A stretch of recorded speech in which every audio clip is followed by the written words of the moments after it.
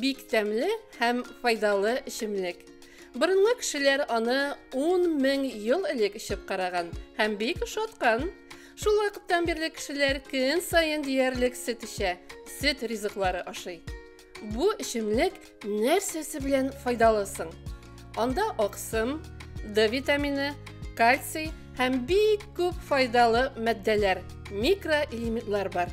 Сөт кешенең сөякләрен ныгыта, мускулларын үстерә, иммунитетның авыруларга каршы туручанлыгын арттыра. Бала тугач та әнисенең күкрәк сөте белән туклана башлый.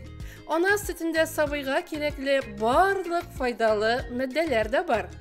Зурак үскәч, ул хайваннар биргән сөтне эчә. Безнең илдә күбрәк сыер һәм кәҗә сөтен эчәләр.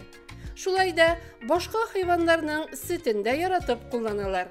Бия сөтеннән бик тәмле һәм файдалы кымыз ясыйлар.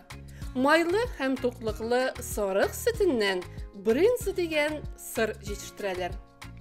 Әмма Азия халыклары бик яратып баллы һәм файдалы дия сөтен эчә икән. Төньякта яшәүчеләр исә майлы һәм туклыклы булан сөтен куллана. Кешеләр сөттән бик күп ашамлыклар җитештерә. Алар арасында иремчек, каймак, май, йогурт, сөт өсте, сыр, катык, кефир бар. Син бик ярата торган туңдырмада сөттән ясала.